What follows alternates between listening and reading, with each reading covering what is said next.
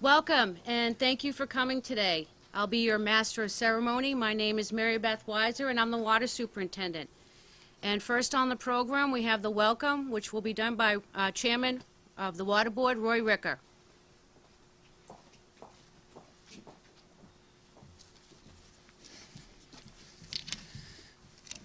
Honored guests, ladies and gentlemen, good morning. For those of you who don't know me, my name is Roy Ricker, and I'm the chairman of the Board of Water Commissioners. Pleased to be standing here before you this morning to commemorate the grand opening of the new water filtration plant. It was back on this site on June 19th, 2012, that we had the groundbreaking ceremony to begin to build the treatment plant, to begin a new era and plan for the future. I'd like to thank Weston & Sampson, as well as the Kingsman Corporation, for designing and building this water plant. I'd like to thank the Mass DEP for the funding to make this happen. We'd also like to thank our customers and neighbors for their patience during the construction. This facility is an investment for the future for the town of Rowley and will provide good, clean drinking water, free of contaminants, to our water customers and those that visit Rowley for years to come. Welcome.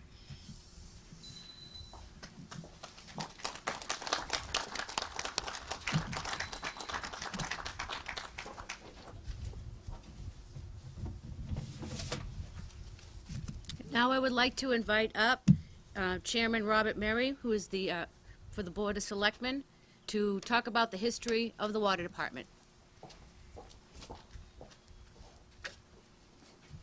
Thank you, Mary Beth.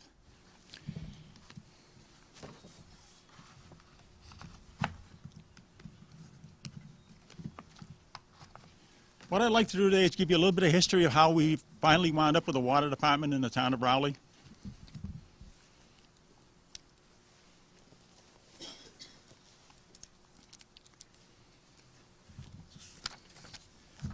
The first mention of a town water system is recorded in the annual meeting of March 5th, 1928, under Article 22.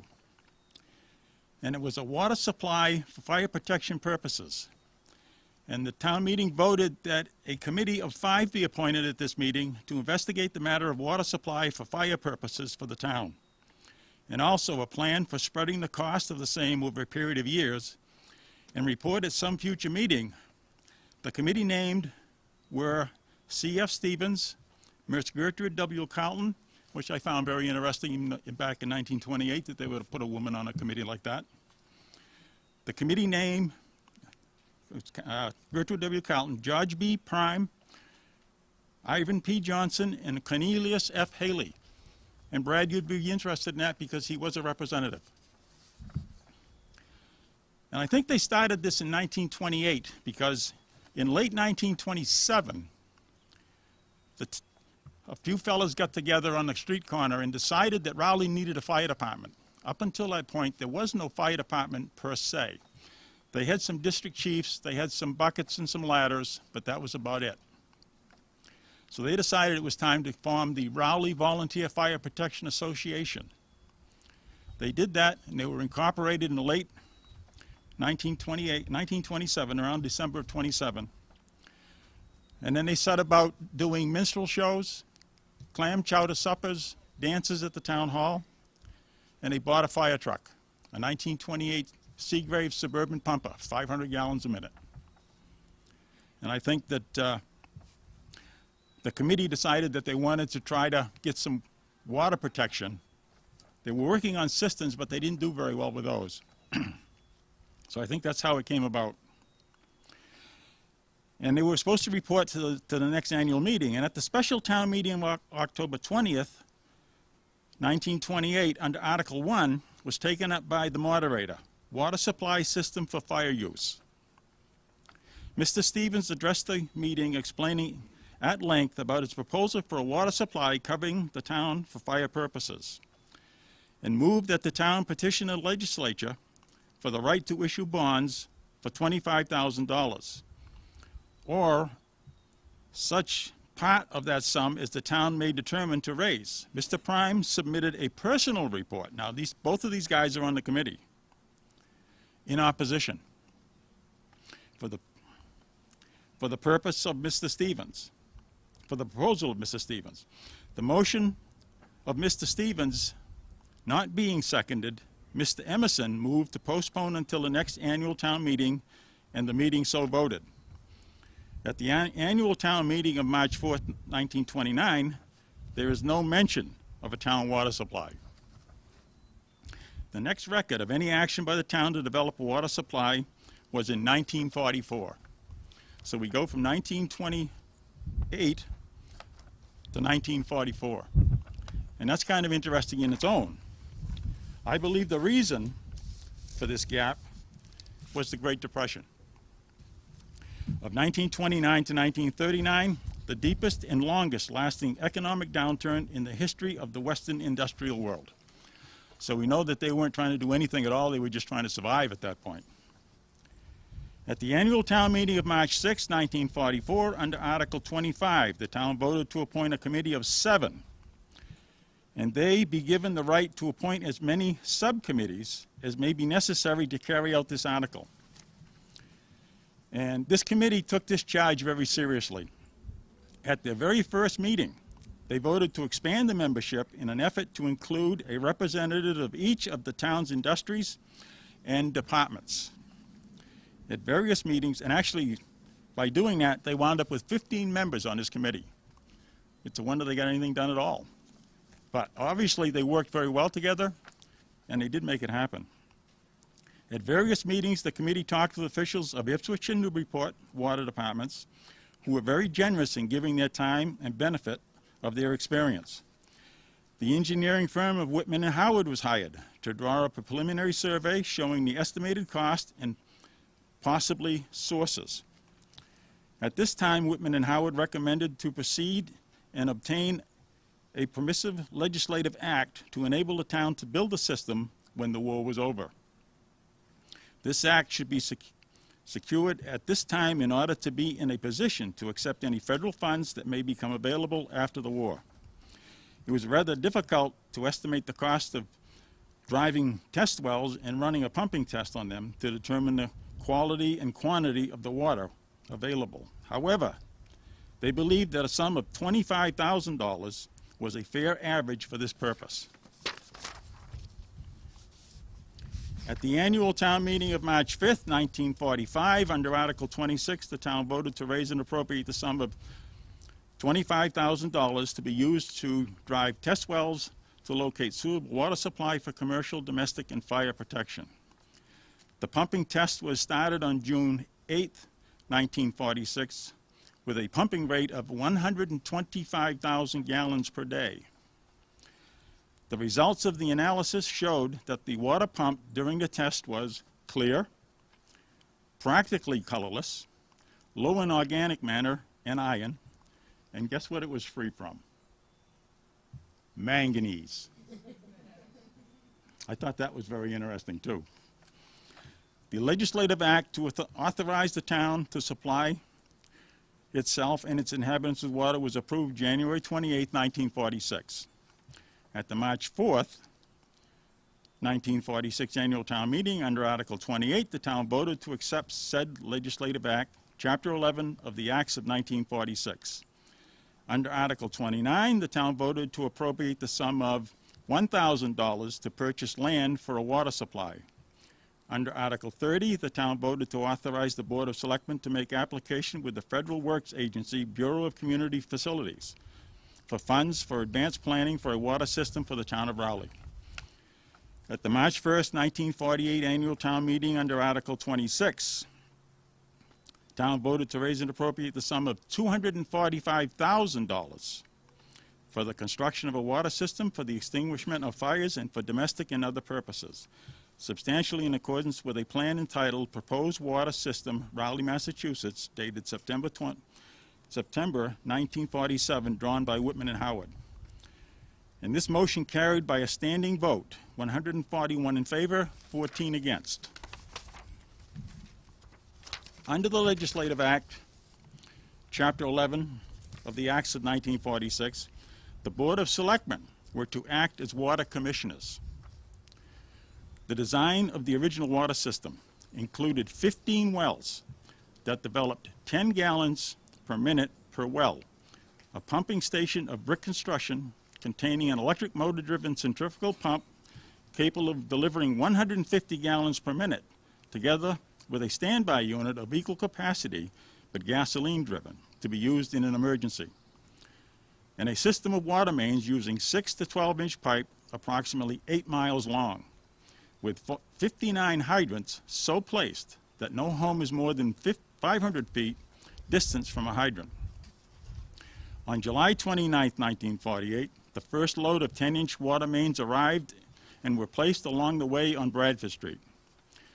Work of installing house services was suspended on December 16, 1948 due to freezing weather, and was resumed by the contractors on Route 1A on March 14, 1949.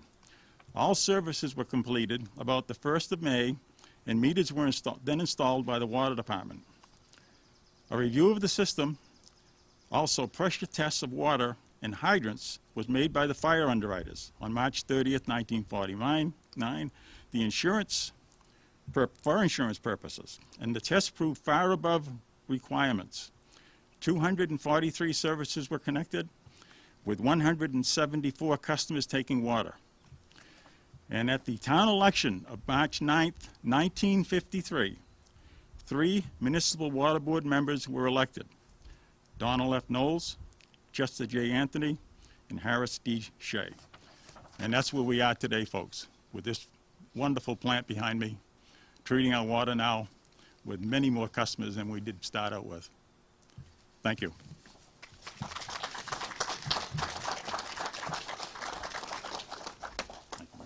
Thank you. Thank you, Bob. Next on the program is me, I guess. I'm going to be doing the dedication. I wasn't going to do this, but I can't see, so.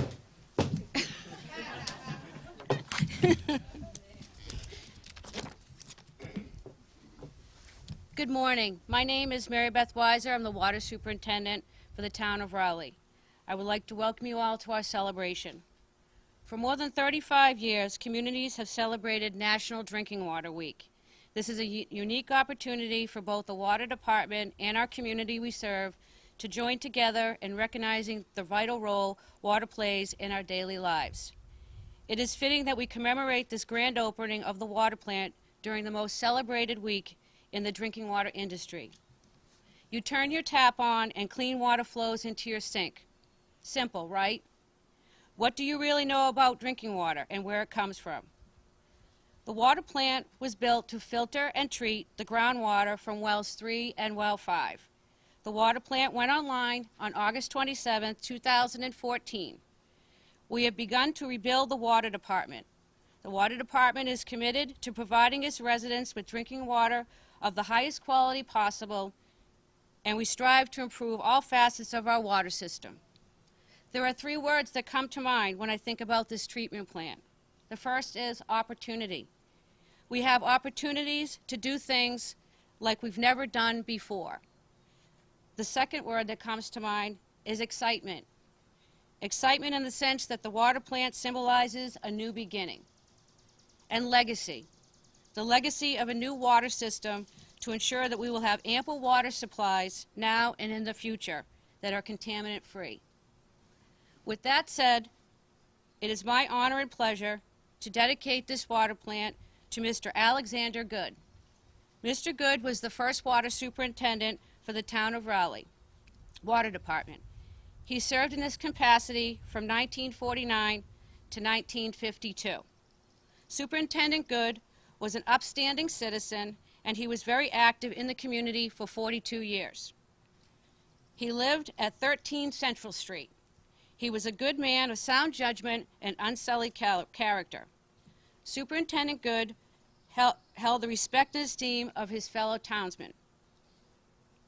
We tried to locate a member of Mr. Good's family to come here today to accept the award, but we were unable to. We're going to keep looking, but we were unable for today. So I would like to ask Vice Chairman Commissioner Dalzell to please come forward to accept the award.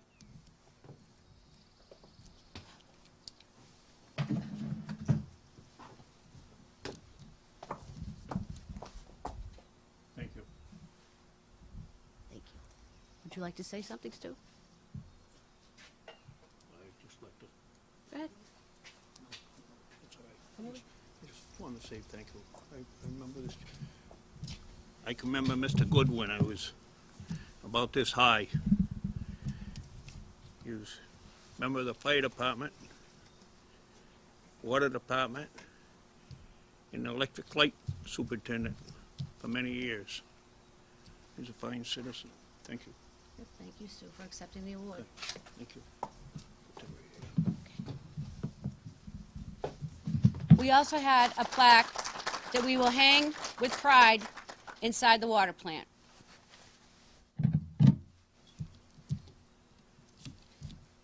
Next on the program, we have Senator Bruce Tarr. Would you like to come forward and say a few words?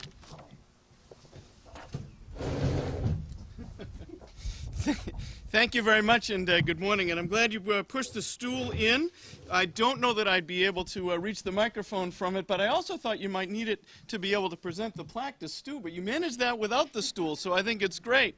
It's great to be here with all of you this morning, and I have to tell you, I don't think there's anyone that knows the history of utilities in the town of Rowley better than Bob Murray, and to hear that recitation was amazing, because it tells us about how seriously this town has always taken the quality of life for its residents and the importance of things like having good drinking water.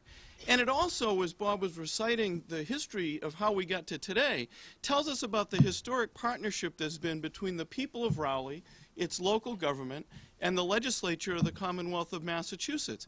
And that partnership is important to so many things, but it's also reflected in how we got to this point.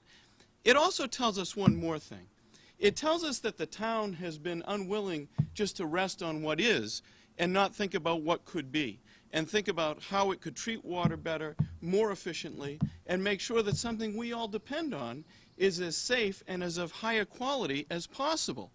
And so that's why today is a day to celebrate, because it represents the next chapter in that evolution, where we now have a state-of-the-art plant that will deliver quality water that people deserve and, importantly, won't have to worry about.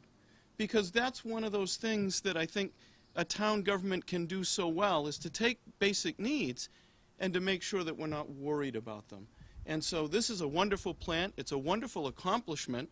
And the important thing is it's been accomplished by an incredible teamwork, including the citizens of Rowley, who at town meeting have supported this treatment plant and this effort to make sure that Rowley has a state-of-the-art water supply and water treatment system. So congratulations to everyone who has been involved with this. It is really a remarkable day for the town, an important day for the town, in keeping with its tradition of innovation, caring for its residents, and making sure that we always do the best we can as a team to make sure that people who live in Rowley can be proud of the place they live.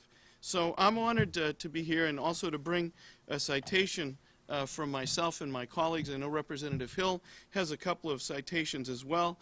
Mine is from myself and my colleagues in the Senate, expressing congratulations to the town. I know that we have one plaque for Mr. Good that's already going up, and now there's a second thing that can go on the wall and decorate it, and I suspect very shortly there'll be a couple more. So let me present that to you and introduce along the way a very hard-working state representative who has proven time and again his commitment to the town, State Representative Brad Hill.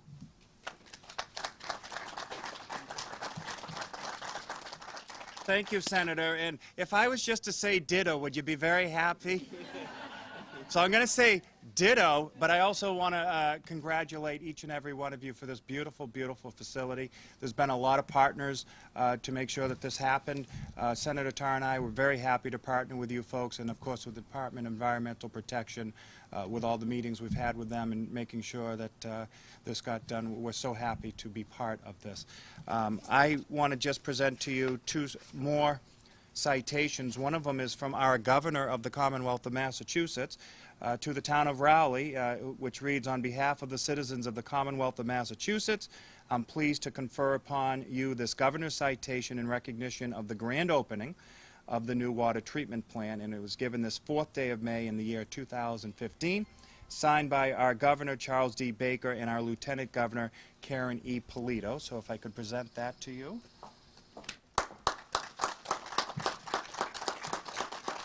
And, yep, we got one more for you. Okay. And knowing there's three great branches of government here in the Commonwealth, the House of Representatives did not want to go unnoticed either.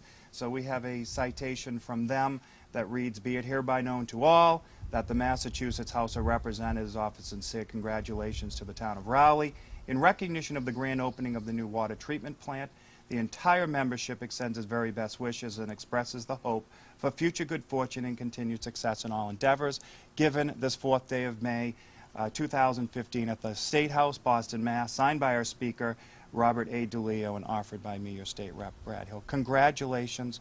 A job well done to you and your staff for all that they do each and every day on behalf of the citizens of Rowley.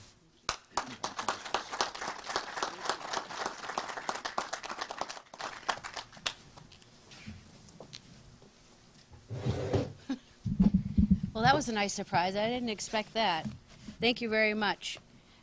Next, I would like to invite Vice Chairman Joe Perry to give the proclamation for National Drinking Water Week.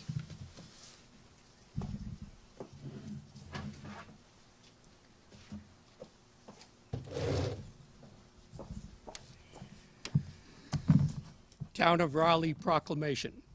We, the Board of Selectmen of the Town of Raleigh, Massachusetts, by virtue of the authority vested in us by the people of Raleigh as elected officials, do hereby proclaim that, whereas water is our most valuable natural resource, and whereas only tap water delivers public health protection, fire protection, support for our economy, and the quality of life we enjoy, and whereas any measure of a successful society, low mortality rates, economic growth and diversity, productivity, and public safety are in some way related to the access to safe water, and whereas we are all stewards of the water infrastructure upon which future generations depend, and whereas each citizen of our state is called upon to help protect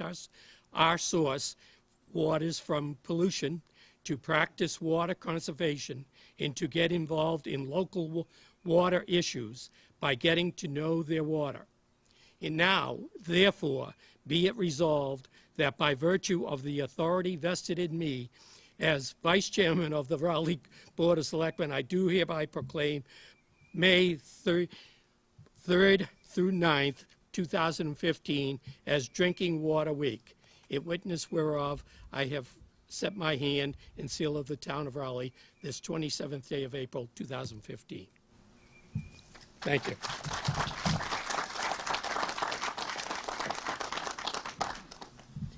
I would like to invite Chairman Roy Ricker, Vice Chairman Stuart Dazzell, and Commissioner Tim Toomey to come forward, please. If everyone could raise their water bottles, I'd like to make a toast to the Raleigh Water Department and the future for the town of Raleigh. Gentlemen.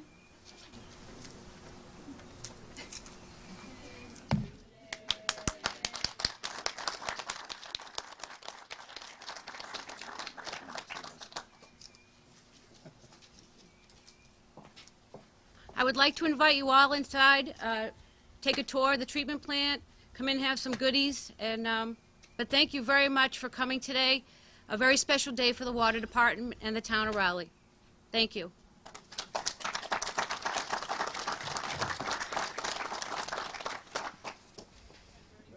All right, congratulations. This is great. Oh, it's great, isn't it? I have to tell you, I'm one of those people that when I can see it on a piece of paper, and even at the groundbreaking, I couldn't. Groundbreaking back there 2 years ago. Yeah. You had mentioned one of our other commissioners. Oh, you should be there. You're the star. Nobody has followed through that. There's grant money. Is there anything? There could be still, yeah, we should see if we can get some, absolutely. Hi, Rick.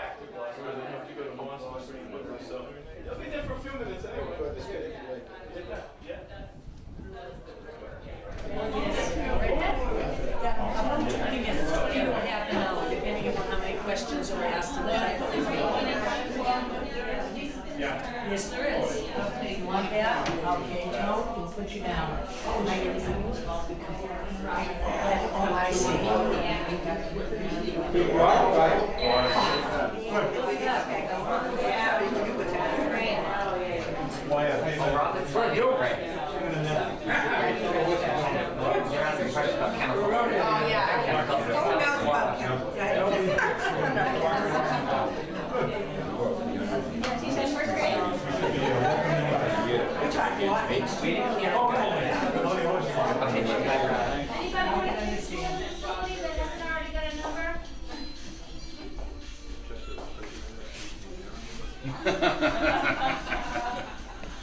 There was, there won't be. Oh, yeah, just You know, moving around it. Wrote down your reading, you know that? No, I remember when I moved into town, we filled our own things together. We don't say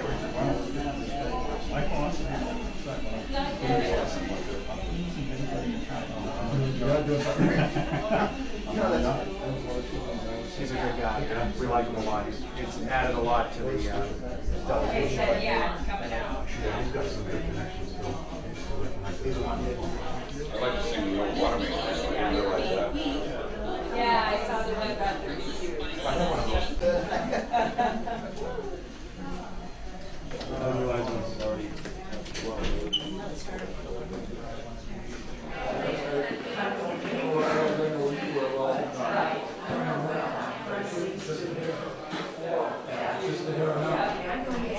Oh, you've done your, okay, very good.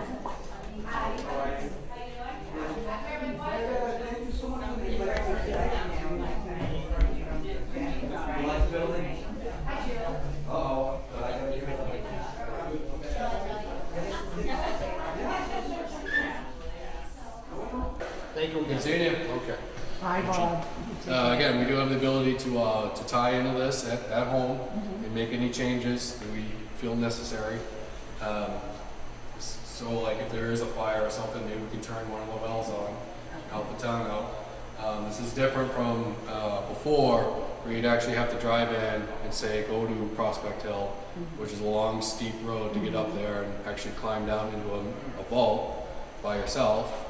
Maybe not come back up, you know, who knows? That would be good. Yeah, maybe not be sitting for days. How many bodies are in there? Yeah, right. Yeah, especially if you're by yourself. This is our lab. We test for pH, chlorine, phosphates, alkalinity, hardness, iron, manganese. We do all sorts of tests here. This way we don't have to send it out to any labs. There are things that we still have to send up to labs, but not everything. We're not a certified lab, but we can take care of regular parameters like chlorine residual and stuff. Just wanted to show you guys this. This is a water sample of raw water. This is straight from the well, and it does look pretty good. This is what the water actually is. There are a lot of dissolved solids in there, like iron and manganese. What used to happen is we just pumped this to town, which looks fine. What happens is it oxidizes. All those dissolved solids oxidizes, comes out of solution. So when it's sitting there in your toilet bowl, you know, it turns into this in your hot water heater. It's been there the whole time, so you drink it and everything. That no longer happens. So what this facility is basically doing is taking the raw water, turning it into this, so we can filter it and eventually get this. This looks like that, but it's not. This is that minus all of that. So it's basically what we're doing here. Yes. And if you think of it as, I like to compare it to like a hot cup of coffee, where you dump your sugar in, the sugar dissolves. If you took that hot cup of coffee with the dissolved sugar and poured it through a filter, you wouldn't get the sugar back out of it. That's basically what the dissolved solids are doing. They're dissolved, they'll pass through the filters, get on the other side, and eventually oxidize somewhere out in the system. So what we're doing is we're taking that dissolved sugar and pulling it back out of solution, making it back into sugar crystals. So when we pour it over a filter, it'll actually be removed from the coffee and no longer be in there. And again, that's basically what we're doing here. Let's go take a look at where the water actually comes in. Start from there. Come on in.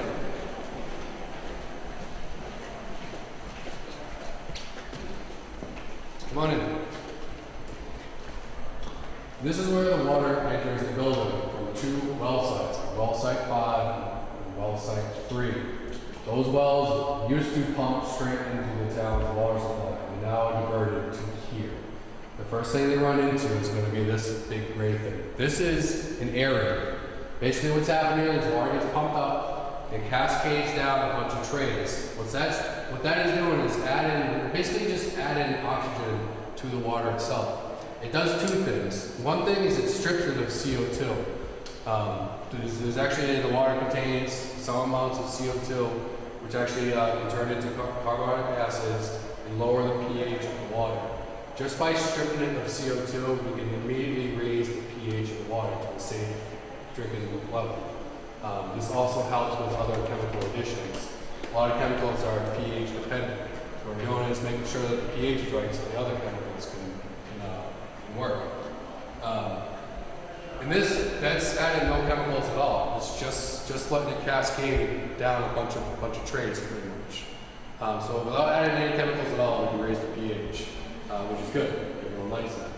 It also helps oxidize the iron and manganese. Again, what I was showing you in there, is the water looks clear, but it's really not.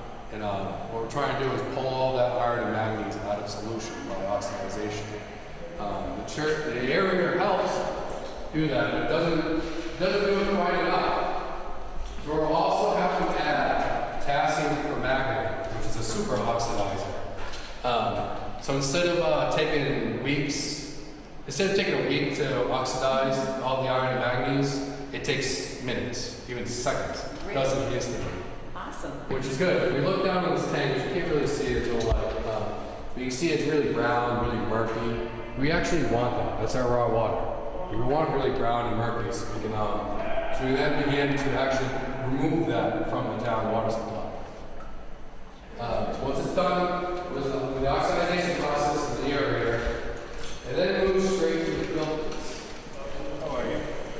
These are the actual filters. This is the heart of the plant. Each one of these filters is a filter module. 30 modules to each skid. There's 2 skids in this building. Each one of these modules contains about 6,000 filter strands in each one. These strands are long and elastic. They're kind of like little tiny tubes. What happens is the particles are simply just too big to pass through the sides of the strands. That would be the membrane process. So the particles are too big, they get stuck to the outside of the strands. The only thing that makes it through is just the water. It goes through the middle of the strand out to the top, which is now filtered water. Once that's done, the contaminants are piled up on the side of these strands. The filters will stop filtering every 30 minutes and just do a backwash. They pretty much just reverse the flow of water, which will knock all the contaminants off of the strands into containment tanks, which will then eventually pump off the site. So now all that iron and manganese is no longer in the town's water system. It's pumped up, off site. These can filter all the way down at 0.1 micron. Really? Which is small. It's really small. Better than a Brita. I can't say that. If not better, just as good. I think Brita filters use a slightly different process. Yes, which works good. We went through the membrane. Things like you've probably heard of Giardia. Things like Giardia are around like 15 microns big. So if something's 15 microns big and this goes all the way down to 0.1, you can never get into the town water supply. We're a groundwater system, so we don't have to worry about something like Giardia. But in the case that it actually could get in, it would never get past these filters. It's just physically impossible, which is nice. Once the water's done filtering, it goes into another tank called the clear well. It's underneath us right now. Once it's in the clear well, we can actually then start adding the chemicals such as chlorine and sodium hydroxide. So you still have to add? Yes, we still have to have, say, chlorine. Has to be, you have to have a chlorine residual at all points in the water system. There is no way around that. So the chlorine you still have to add. But chlorine likes to react with the manganese. So it gets eaten up by the manganese. Okay. So before, we're adding chlorine, which was reacting with the manganese, making it useless. So we'd have to add more chlorine to actually do the disinfectant. So it's like almost twice the amount of chlorine to get the same result. Now that we remove the manganese first, now we're actually just adding the chlorine just for any bacteria or viruses that are making its way through. Yeah, once it gets in this clear well, it goes into these pumps. These are high lift pumps. We do some further tests on it, make sure all the levels are correct. Then it gets pumped into the town storage tank and to your tap. Very nice. That's basically it. Well, that's a great explanation. Thank you. Yes. All right. Any other questions? I mean, it's it's definitely a little bit more complicated than that, but But we don't need to know. basically, what's going on? We don't Yeah. need to. Yeah. Yep. And with our old system, I mean, once the well turned on, it was just straight in your Just went right to. yeah, went right into your tap. So Like in my house, yes, right into your house. right from the ground to my house. Yep. Now we're actually able to pull it out of the ground, take a look at it, filter it, make sure it's exactly what we want, and then pump it to the town. We could actually dump all the water in this building out on the road if we wanted to, so nobody had to drink it. If there was a catastrophe or breakthrough of say viruses or bacteria, or there's no chlorine addition. Now, the water that's been filtered, the dirty water, where do you find That goes to clarifiers pretty much. It goes into a tank that's underneath these filters, which is then pumped outside to residual basins. Now that's a lot of iron, a lot of manganese, a lot of water. Basically they sit outside, the water evaporates into the air, just leaving the iron and manganese behind, and we basically have that shipped out to landfills or wastewater plants, or wherever it may have to go. There's no juice for those? No, we don't have to do this work. Right. I think a landfill is pretty much where it goes off to. Well, thank you so much. Yes, well, right, yeah. Right, we learned pretty quickly when we first started the plant, what you can and can't do. Which is nice, because we weren't, we were just running into waste, just checking it out. Trying to make things fail so we know what to do when it actually happens. And we had a crew of people here, we had technicians from Paul Corp, we had SSHs and the water operators. So they, for a few months there was 6 of us walking around doing stuff. We wanted to make sure we kind of make things fail. So you know what to do next. Yeah, so we learn before everyone takes off and you're standing there by yourself. Yeah, the storm drain catch basins.